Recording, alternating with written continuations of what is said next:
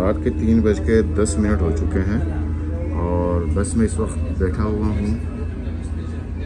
یہ دیکھیں جی بس اس وقت خالی ہے اور سیدھے ہم جا رہے ہیں حرم شریف کی طرف.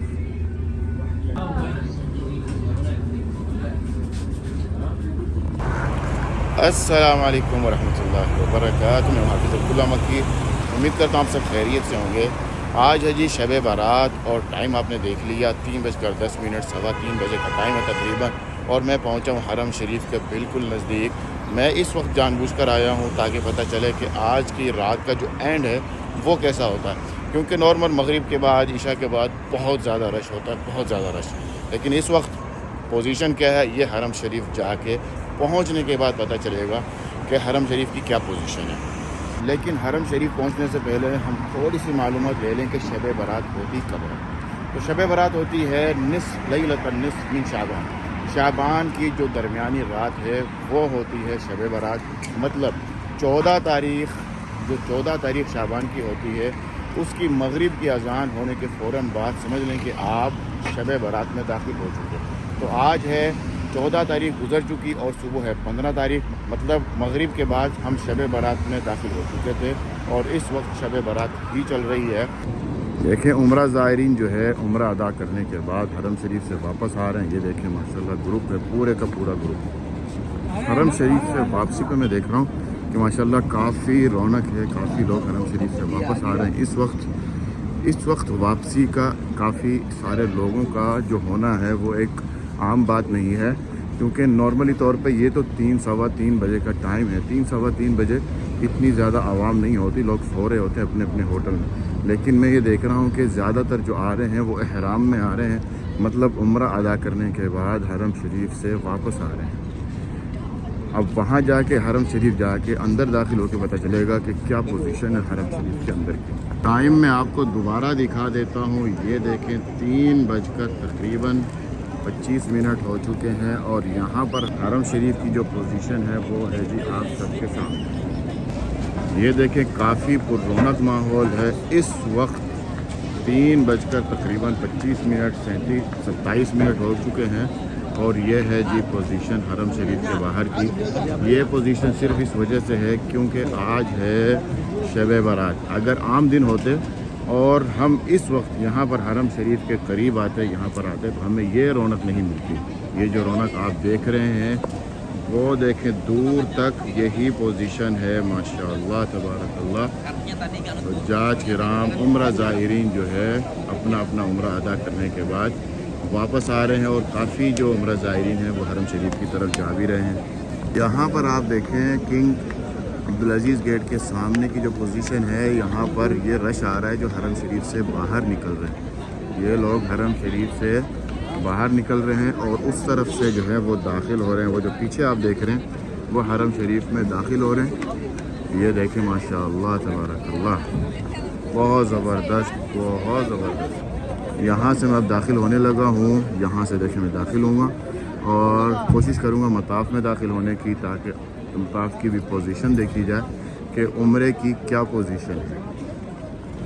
یہ جی ہم داخل ہو چکے ہیں اور آگے جا رہے ہیں, سیدھا جا رہے ہیں. یہاں سے جائیں گے انشاءاللہ لیفٹ اور مطاف میں داخل ہو جائیں گے.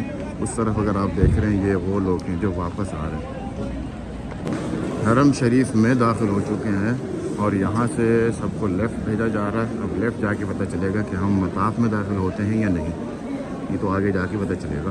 یہ جو گراؤنڈ فلور ہے بالکل خالی کیا ہوا, یہاں پر کوئی عمرہ نہیں ہو رہا, کوئی بھی نہیں ہے. سب کو نیچے بھیجا جا رہا ہے یہاں سے.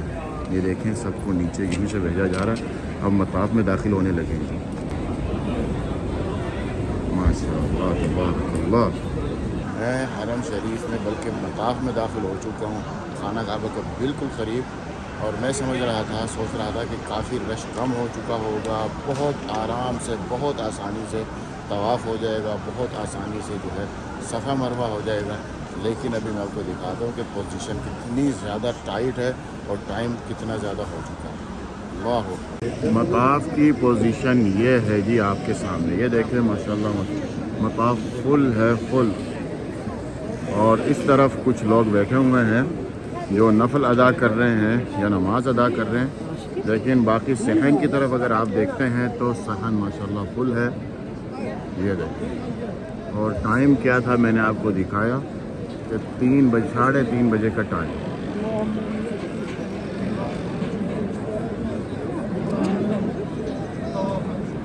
یہ جو کونا آپ دیکھ رہے ہیں یہ ہے جی حجر اسود کا کونا، اور اس کونے کے بالکل سامنے آپ کو یہ سبز لائٹ نظر آئے گی. یہ جو سبز لائٹ آپ کو نظر آ رہی، یہاں سے آپ کا طواف شروع ہوگا. ہر بندہ جس نے طواف کرنا ہوتا ہے اس نے بالکل یہاں آ کے اس کے سامنے آنا ہوتا ہے، حجر اسود کے بالکل سامنے آنا ہوتا ہے، اور اس طریقے سے اپنا ہاتھ اٹھا کے بسم اللہ اللہ اکبر کہنا ہوتا ہے، اور آپ کا پہلا چکر شروع ہوتا ہے. میرا طواف شروع ہونے لگا ہے، میرا پہلا چکر شروع ہونے لگا ہے. بالکل سبز لائٹ کے سامنے پہنچنے لگا ہوں. یہ دیکھیں ابھی بھی تھوڑا سا باقی ہے. یہ دیکھیں دونوں لائٹیں ایک دوسرے کے ساتھ جب ہو جاتی ہیں تو سمجھ لیں کہ بالکل اس کے سامنے پہنچ گئے. یہ دیکھیں یہ میں پہنچ گیا، اور اس طرف ہاتھ کر کے بسم اللہ اللہ اکبر وللہ الحمد، بسم اللہ اللہ اکبر وللہ الحمد، بسم اللہ اللہ اکبر وللہ الحمد. اور میرا طواف ہو چکا ہے شروع. طواف شروع ہو چکا ہے، لیکن مجھے یہاں پر یہ ایک بات یاد آئی کہ اگر کسی بندے نے عمرہ کرنا ہے تو اس نے احرام کب، کہاں سے اور کیسے باندھنا ہے. اگر آپ اپنے ملک سے آتے ہیں تو آپ کو میقات سے احرام باندھنا ہے. مطلب میقات سے پہلے آپ کو نیت کرنی ہے.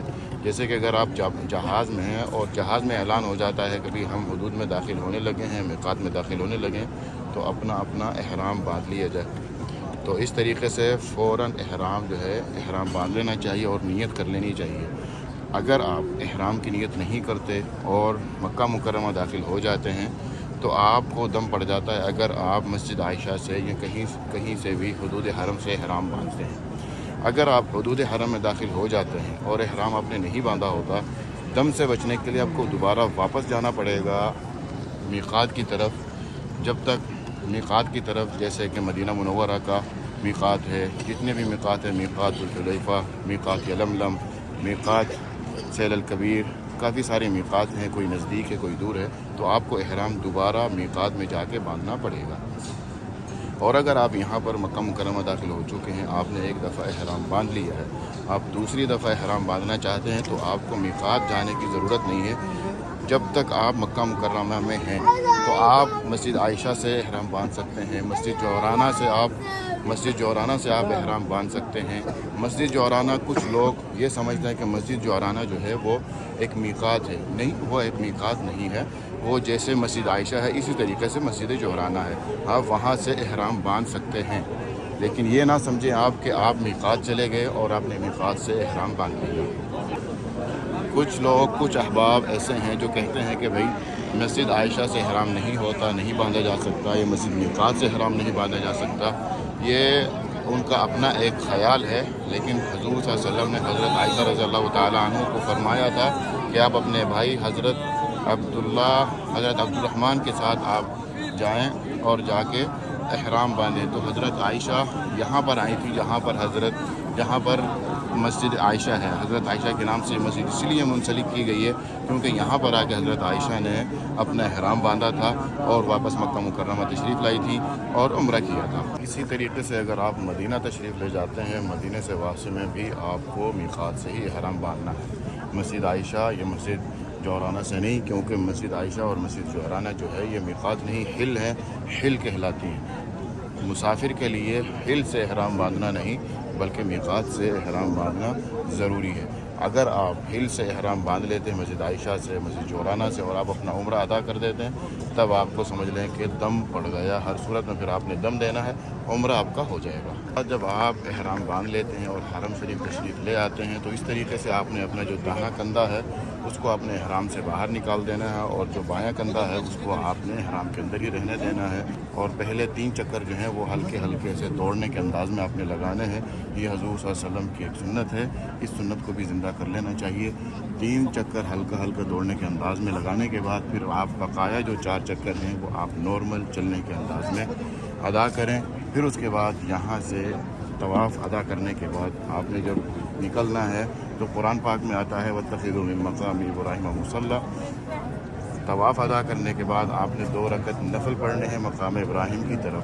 مقام ابراہیم کی طرف کا مطلب یہ نہیں کہ بالکل جہاں پر مقام ابراہیم ہے وہاں پر آپ نے نفل ادا کرنے نہیں، مقام ابراہیم کی طرف پیچھے جا کے جہاں پر جگہ آسانی آپ نفل ادا کر سکتے ہیں وہاں پر آپ نے جانا ہے اور آپ نے نفل ادا کرنے ہیں، تاکہ آنے جانے والے کو، عمرہ کرنے والے کو، طواف کرنے والے کو کوئی تنگی نہ ہو، آپ کی وجہ سے کسی کو کوئی تکلیف نہ ہو۔ اب میں اپنے چکر پورے کروں گا، اپنا طواف مکمل کروں گا، پھر یہاں سے میں نکلوں گا سیدھا صفا مروہ کی طرف، اور پھر صفا مروہ کی طرف جا کر کس طریقے سے صفا مروہ ادا کیا جاتا ہے وہ میں آپ کو دکھاتا ہوں۔ آمین۔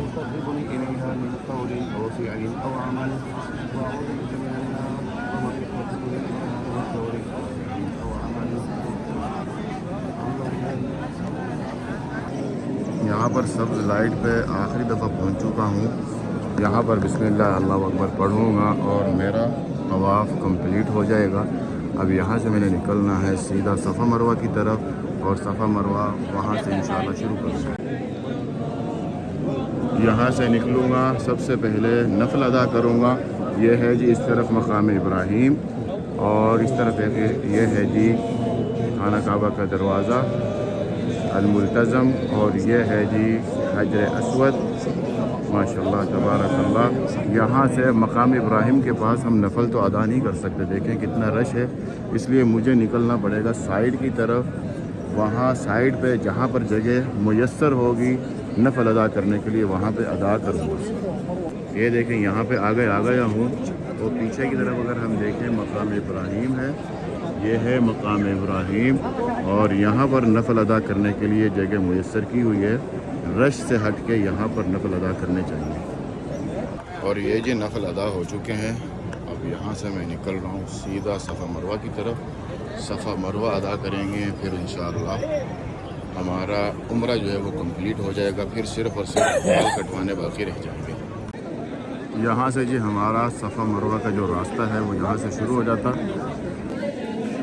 آگے آ کے رائٹ مڑ چکے ہیں، اور یہ ہلکی سی ہے جی چڑھائی، یہ چڑھائی ہم چڑھیں گے تھوڑی تھوڑی، اور آگے پہنچیں گے صفا مروہ کی طرف، جو صفا مروہ کا گراؤنڈ فلور ہے، بیسمنٹ نہیں، صفا مروہ کا جو گراؤنڈ فلور ہے وہاں پر ہم پہنچیں گے۔ گراؤنڈ فلور کی نشانی یہ ہے کہ وہاں پہ آپ کو صفا کی پہاڑی بھی پوری نظر آتی ہے، اور مروہ کی جو پہاڑی ہے وہ بھی آپ کو نظر آتی ہے، لیکن مروہ کی پہاڑی کا صرف کچھ حصہ انہوں نے سادہ رہنے دیا ہے بغیر پتھر کے، باقی پہ پورا پتھر لگا دیا، تھوڑا سا جو حصہ ہے اس پہ پتھر نہیں لگا ہوا۔ یہ ہے جی آپ کا گراؤنڈ فلور، جہاں پر آپ اس طریقے صفا کی پہاڑی پوری دیکھیں گے اور مروہ کی پہاڑی بھی دیکھیں گے، وہ سمجھ لیں کہ آپ گراؤنڈ فلور پہ ہیں۔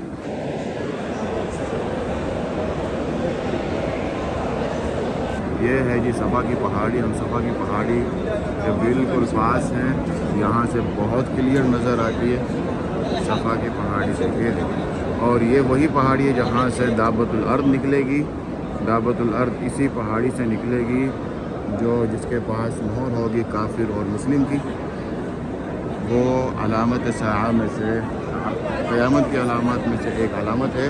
یہ دیکھیں اس طرف سے جو لوگ آ رہے ہیں، یہ آ رہے ہیں مروہ کی طرف سے، اور اس طرف سے جو نیچے آگے کی طرف جائیں گے وہ صفا سے مروہ کی طرف جائیں گے۔ ہمارا جو پہلا چکر ہوگا وہ صفا سے مروہ کی طرف جاتے وقت، جب ہم مروہ پہنچیں گے تو ہمارا پہلا چکر کمپلیٹ ہو جائے گا، پھر مروہ سے ہم جب واپس صفا کی طرف آئیں گے تو ہمارا دوسرا چکر کمپلیٹ ہو جائے گا۔ اس طریقے سے ہم نے پورے کے پورے 7 چکر کرنے ہیں، اور ہمارا آخری جو چکر ہوگا وہ مروہ کی طرف ہوگا۔ اور یہ جی میرا پہلا جو چکر ہے صفا سے مروہ کے لیے وہ شروع ہو چکا ہے۔ یہاں سے میں جا رہا ہوں مروہ کی طرف، راستے میں مجھے سبز لائٹ جہاں پر نظر آئے گی وہاں سے میں نے دوڑ لگانی ہے، جیسے حضرت اسماعیل علیہ السلام کی والدہ ماجدہ نے دوڑ لگائی تھی۔ جیسے ہی آپ یہ سبز لائٹ کے پاس پہنچتے ہیں تو آپ نے یہاں پر ہلکی ہلکی اس طریقے سے دوڑ لگانی ہے، اسی طریقے سے جیسے حضرت اسماعیل علیہ السلام کی والدہ ماجدہ نے دوڑ لگائی تھی۔ لیکن یہ جو دوڑ ہے یہ صرف اور صرف مرد حضرات کے لیے ہے، خواتین کے لیے نہیں۔ اس وقت تو حضرت اسماعیل علیہ السلام کی والدہ نے دوڑ لگائی تھی، لیکن اب جو ہے خواتین کے لیے نہیں، صرف مرد حضرات ہی یہاں پر ہلکی ہلکی دوڑ لگائیں اور اپنا اسی طریقے سے صفا مروہ مکمل کریں۔ सब्ज़ लाइट मैंने क्रॉस कर ली। अब यहाँ से मरवा के लिए हम जाएंगे। मरवा पे पहुँचने के बाद हमारा पहला चक्कर मुकम्मल हो जाएगा। ये जी हम पहुँच गए सामने मरवा की चढ़ाई पे। ये जो चढ़ाई आप देख रहे हैं यही है मरवा का जो पहाड़ है। सिर्फ और सिर्फ थोड़ी सी जगह नज़र आती है, बाकी जो पहाड़ है वो ढका हुआ है इसी तरीके से पत्थर से। ये है जी मरवा की पहाड़ी। बाकी जो पहाड़ी है वो पत्थर से छुपा दी गई है, लेकिन थोड़ा सा कुछ हिस्सा ऐसा है जिसे छुपाया नहीं गया, उसे बिल्कुल इस तरीके से खुला रखा हुआ है ताकि ये एक अलामत नज़र आती रहे। इस तरीके से मैं अपना उम्रा मुकम्मल करूँगा। यहाँ से अब मैं जा रहा हूँ सीधा सफ़ा की तरफ दूसरा चक्कर मुकम्मल करने के लिए। और इस तरीके से हमारा आखिरी चक्कर मुकम्मल होता है, 7वां चक्कर मरवा की तरफ। यहाँ से अब मैं निकल रहा हूँ और जा रहा हूँ सीधा गाड़ी की तरफ, क्योंकि घर जाना है, फजर से पहले घर भी पहुँचना है। थोड़ी देर में ही हरम शरीफ से मैं निकलने लगा हूँ वहाँ। सफ़ा मरवा मुकम्मल करने के बाद मैं आ गया हूँ सीधा सफ़ा की तरफ और इस गेट से निकलूँगा बाहर। जो 13 नंबर गेट है यहाँ से मैं निकलूँगा बाहर, क्योंकि ये जो गेट है अल्लाहुम्मा सल्ली अला मुहम्मद व अला आलि मुहम्मद अल्लाहुम्मा फ़ज़लिक, क्योंकि ये जो गेट है ये आपको सीधा लेके जाता है अजियाद, चार इब्राहिम खलील, चार हिजरा की तरफ। 13 नंबर गेट से निकलने के बाद आ गए हरम शरीफ के बाहर और यहाँ से अब मैं सीधा जब बाहर निकलूँगा तो क्लॉक टावर के बिल्कुल सामने निकल जाऊँगा। ये जी क्लॉक टावर के सामने पहुँच चुका हूँ, मतलब जहाँ से मैं दाखिल हुआ था वहीं पर मैं वापस आ चुका हूँ और अब यहाँ से निकलूँगा मैं बाहर। वीडियो ख़त्म करने से पहले मुझे एक बात याद आ गई। सफ़ा मरवा कंप्लीट करने के बाद आपका उम्रा कंप्लीट होने के लिए आपका एक काम बाकी रह जाता है और वो है सर का मुंडवाना या सर के बाल कटवाना। सर के बाल मुंडवाना तो खैर बंदा उस तरह फेर लेता है या फिर मशीन फेर लेता है, बिल्कुल पूरे के पूरे बाल काट देता है। लेकिन जो बाल कटवाना है, कुछ लोग यहाँ से एक आध बाल, यहाँ से एक आध बाल, यहाँ से इस तरीके से जो बाल काटते हैं वो बिल्कुल गलत करते हैं। इस तरीके से आपका उम्रा कंप्लीट भी नहीं होता और आपको दम भी पड़ जाता है। दो नुकसान होते हैं, उम्रा भी कंप्लीट नहीं हुआ, इतना सब कुछ करने के बाद उम्रा भी नहीं हुआ और दम भी पड़ गया। लिहाजा आप अपने बाल ना बचाएं, इतने कम अज़ कम काट लें ताकि आपका उम्रा कंप्लीट हो जाए। तो आज की वीडियो यहीं पर ख़त्म करते हैं। वीडियो को लाइक, शेयर और चैनल को सब्सक्राइब करना मत भूलें। मैं भाई को दें इजाज़त। अस्सलाम वालेकुम व रहमतुल्लाहि व बरकातहू।